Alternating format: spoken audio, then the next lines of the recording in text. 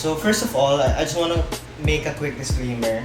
I don't see myself or consider myself as a professional photographer, as I haven't been able to do professional photography services, nor have I been able to do photography that actually helped me earn money. I see myself more as an amateur photographer, doing and pursuing my passion in photography. And given the experiences I've had in the past, I just wanted to share my story in the craft that I ultimately ended up loving. So, more about me. I am Renzi Cardinal. I am 20 years old and I am a black and white film and street photographer based in Manila. Other information about me is that I'm an incoming third year student from the Ateneo de Manila University, currently taking Bachelor of Arts major in Political Science, and I've been doing amateur photography for 8 years. Um, it was actually a very simple start. I started it at a very young age. I was 12 when my ate passed her camera to me. It was the entry level of the entry level, if you get what I mean. It's the most basic camera, and I had a lot of experiences with this one. Um, this camera has been with us since 2010, and to be frank, I was able to pull off some good photos using this camera, and yeah, I mean, it was pretty straightforward camera. Like, you get what you pay for. It's like it's the lowest. It was the lowest priced camera, and it basically does the job, but nothing special. Nothing special about it. It just gets the job done, basically. And I was able to use this with an 18 to 55 millimeter and a 50 to 250 millimeter kit lenses. And yeah, then my mom decided to enroll me to a photography workshop under FPPF, and the rest was history. Then ever since, there's one thing that I'm very sure of. Me, with this camera or any camera perhaps, I'll take one photo at a time and try to capture the entire world. Few years after, I was able to get my own camera. I got the Canon 70D. Di po sponsor, pero hi Canon. You can, I mean, pwede naman po. So yeah, I was able to get 70D, and it came with its lens, the 18 to 135. And I also invested on 50mm and 24mm from Canon, the STR, the prime lens, those prime lenses. And yeah, the rest was history. And with these cameras, I plan to take as many photos as I could get, and I'll do whatever it takes to take photos, since my dad also had this idea in his mind. He is a very sentimental person, if I could say, and he believed in the power of photography and photos to capture moments which you can relive always. And believe me, his mawkishness was passed on to me. Yeah, I really got that part from my dad. And from there, I've always wanted to capture people's stories. I believe that there will always be different stories wherever you go. It only needs someone or a platform for those stories to be carried on and to be shown to the world. I believe that everyone holds a very distinct story where you can learn a lot from. Through photography, I've managed to know people and I've managed to know their stories, which I'm trying to slowly share online through my different platforms, and I'm still trying to fix it, but it will be uploaded soon. Hopefully within the month of May. So going back, I know my photos wouldn't be able to encapsulate their own personal stories, but we can all be a helping hand. This mentality became very handy to me as a street photographer. Initially, I thought street photography was just about taking photos of aesthetically pleasing architectures or buildings, merely taking photos of people, most especially those in poverty. This is a common tendency that I myself still commit, even being in this craft for so many years. But I think there's more to these people than just poverty. And I think that is our job as photographers to capture.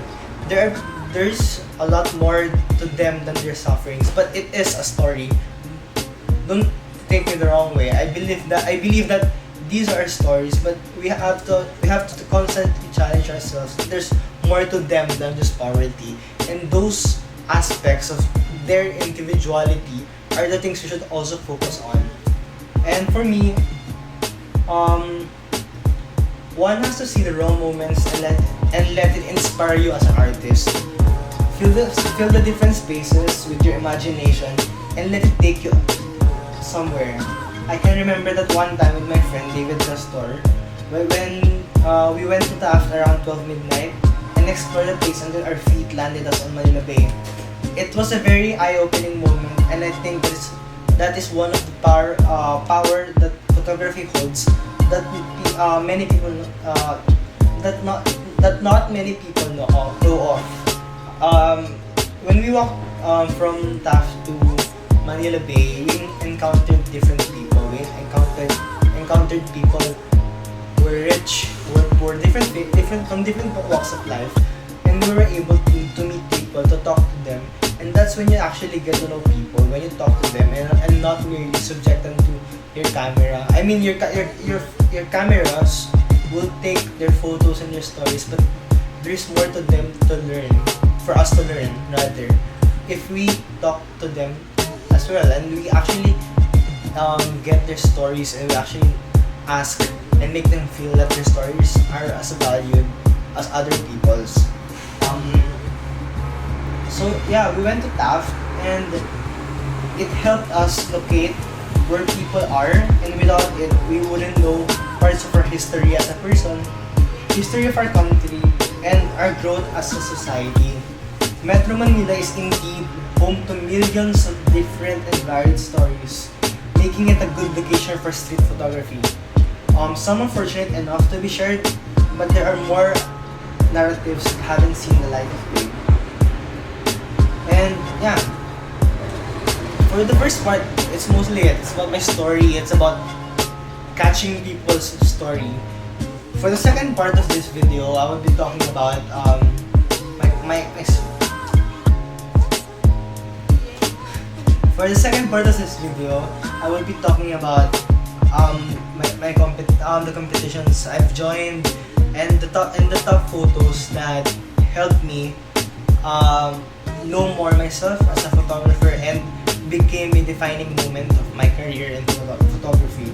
So I've also had my own fair share in joining competitions. I've had successes and defeats, but I think passion and love for photography supersedes my defeats, which is why I'm still here mumbling about my experiences. I've joined Vision Petron, different press conferences, journalism competitions, and a lot more. And believe me when I say that you get to actually learn a lot from these people. You get to learn a lot from the experiences you learn from this competition. And it's not just about rivalries. It's not just about winning. It's more of capturing a moment, capturing a story, and even if you lose, as long as you manage to do that, I think it's also a win. I think it's also something you should be proud of, because I think competitions would boil down to their mechanics, will boil down to their criteria, but I think storytelling as photographers is something that we have to have, is something that we should emulate, and even if we didn't win, as long as we did our job as storytellers, then I think it's a job well done. So these are the top 4 photos that I was able to take, and I will be placing the photo as I am describing it somewhere in the screen, maybe here or here. I'll see when I edit na. So yeah, that's my god. Hi. So yeah, these are my top 4 photos. My first photo is about a child. It's about a girl, and you can see the sense of innocence in her eyes. And this photo really made a huge impact to me, seeing how children nowadays, seeing the children nowadays seeing children being robbed of their innocence and their youth. And I think that's something that I was fortunate enough to not have those kind of experiences. And I think this photo reminds me that there's a certain rawness and authenticity in the eyes of the child, and I wish I could look at I could look at everyone the same way. And I can only hope that everyone looks at everyone, especially children, the same way, with the same gentleness and the same amount of kindness. The second photo is a photo I took in Osaka. Yeah, it was about 2 people crossing each other. It kind of reminded me of the idea of we're all passers-by, and at some point our trajectories are just meant to cross, and we'll never know what happens from there on. And I think that's one thing that this photo helped me understand. It's more of making the most out of every situations, and making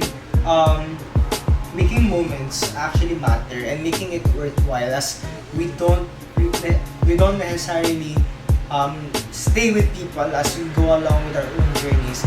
And at some point they leave, at some point new people would come in, but the idea that we should all make it worthwhile is something that we should always remember. And the third photo was taken in UPD in Diliman. I don't exactly know the name of the building, but it was the building behind Oble. And I think I didn't have to maneuver my way in to manipulate the scene. Those children actually gave me the story that I was looking for. And yeah, I was able to take that photo. I was able to take it, and you can see the emotions right in front of you. You can see the emotions from the smile of the child, of those 2 children, and they were just like so happy. And it's something that reminds me of my childhood as well. Those moments that I was able to go outdoors, that I was able to go outdoors, and I was able to play with my friends, going home dirty and bruised. And I think that's one thing I would always remember as a memory from my childhood, and this photo will always remind me of that. The next and last photo. This is my submission to the Vision Patron, and it was the theme for that year was Galing ng Pinoy. I took a different spin on it. I thought of different means of Filipinos cope and make scenarios better. In this photo, we can see 2 children playing by the river, and you can see how they were able to make the most out of their boredom, I guess. And yeah, I mean, you can see them being creative with the way they played, with the way they used whatever materials they had, and whatever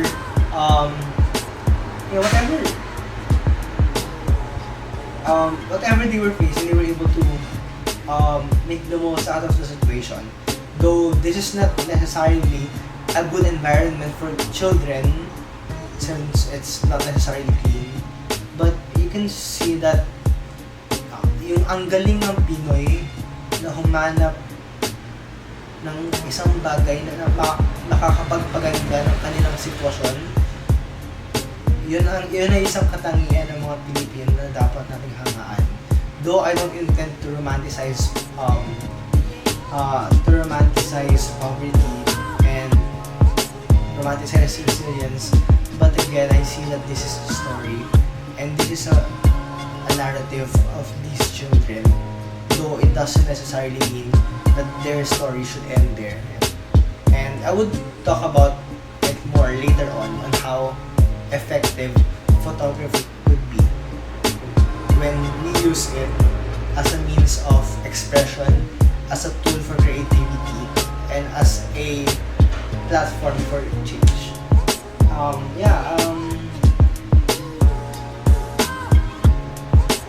Sorry, I have a script. So yun. Now I've come to the third part since I actually want to say hi to my friend who just suggested this video content. It was Sofia Maromizar who asked me to post my photography experience, my tips, and my recommendations when it comes to cameras. Now, on the third part of this video, I will talk about my tips, my personal tips, and the things I've learned technically along the way throughout the 8 years. And these are the things I've learned. Firstly, invest on an entry-level camera, then spend on a good set of lens. If you can afford amateur level cameras, then good. But if you're on a tight budget, I might suggest that you invest more on lenses as you don't necessarily need to change your camera every once in a while, but different lenses. Sorry, I only have one here. Different lenses would make different shooting scenarios better, and I think that's one thing that buyers and photographers should always consider. To invest more on lenses and later on invest on a better camera. Or focus more on lenses, and then kasi if you have the lenses na you can just buy any camera you want and it would fit the camera, unless it is an APS-C camera, and unless it's a full frame camera and it doesn't have the capacity to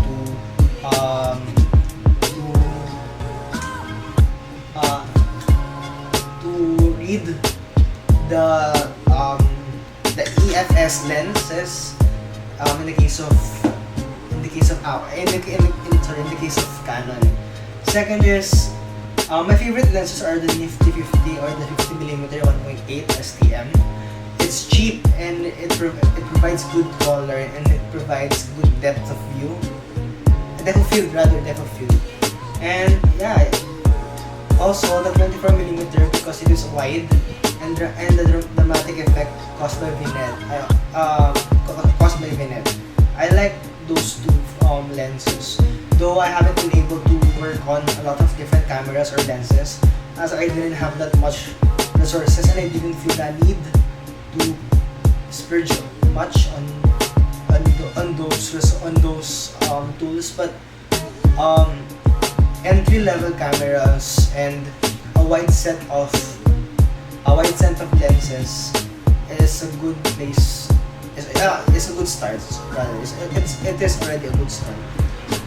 Second, since someone actually asked me if I have opinion on cameras, I most probably rely on Canon for photos and Sony for videos. And this might be biased as I am using Sony camera is A6500 right now, and I was used to using Canon cameras for photos before. So next, I am also an analog photographer, or I shoot using SLRs or film cameras, and there will be a different video for that. And I'll do a beginner's guide to film photography, like which cameras do I recommend, the films I've used, and where to have it develop, or how do you control these things. There will be a separate video probably next week about that topic.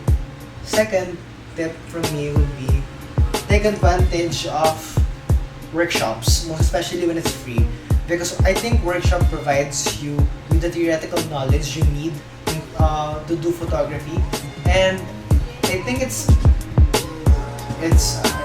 a very straightforward thing. You learn about how to use your camera, your ISO, how to measure what's the perfect combination when it comes to shutter speed and aperture, in doing manual, strobes or lighting, and yeah, I mean color profiling. You can learn it from workshops or YouTube videos online. Next is explore Lightroom and not only stick to a single preset unless you are editing similar photos. Next is invest on good storage. Though I don't there's this one tip I learned from my professor before. He told me I shouldn't delete photos because it might come handy in the future. I guess this is true because you will be able to see your progress throughout the years, and also looking for photos that you might look at these photos by saying, nah, I won't need this, nah, sayang lang sa space, but maybe at some point you might need it, and it might be important in the future, so might as well save it, and yeah, have a backup copy on your storage devices. Next is take advantage of opportunities to take photos, like covering events for your organizations, joining and doing photo walks with your friends, or play with your camera at home. To be completely honest,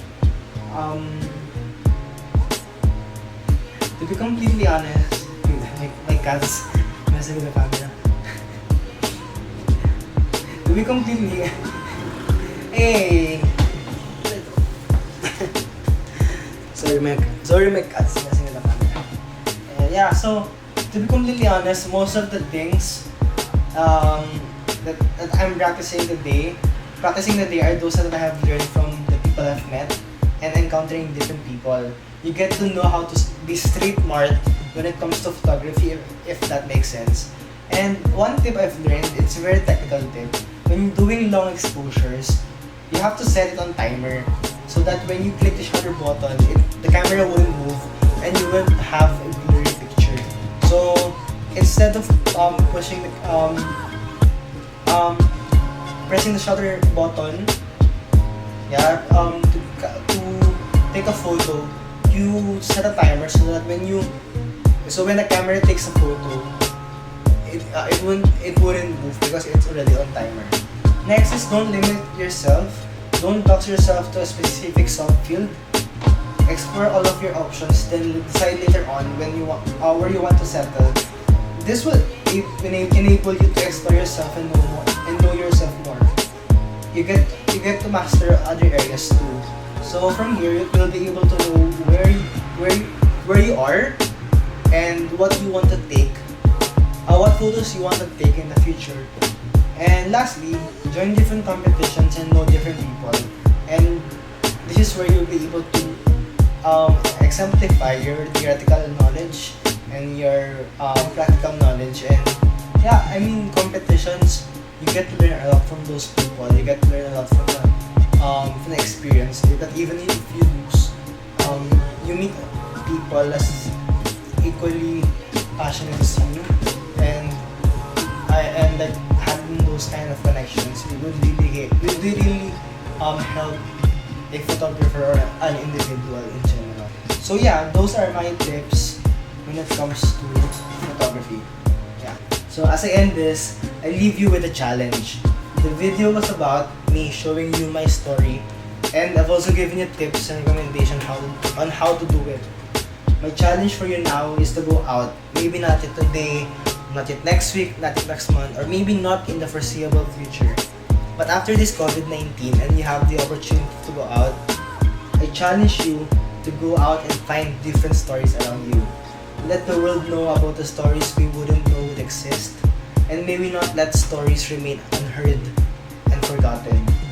Moreover, at a time where freedom of press and freedom of expression are suppressed, it's timely and it is needed more than ever to let our sight, cameras at hand, to act as a vessel so that the truth remains free. There are millions of stories everywhere we look, everywhere we go, just waiting for someone to see it and recognize it. These photos are just proof of it. So in times like this, one must always ask, if I don't, who will? If you want to know me, you can find me on Instagram at Renzi Cardinal. So again, don't forget to like this video, comment your own personal stories down below, and let's start a discussion from there. You can also comment contents you would want to see in my channel. And if you want to know me more and see the contents I'll be making in the future, don't forget to subscribe to this channel. I guess that's all for today. I hope photography becomes a tool for you so that the truth remains free. Thank you. Bye.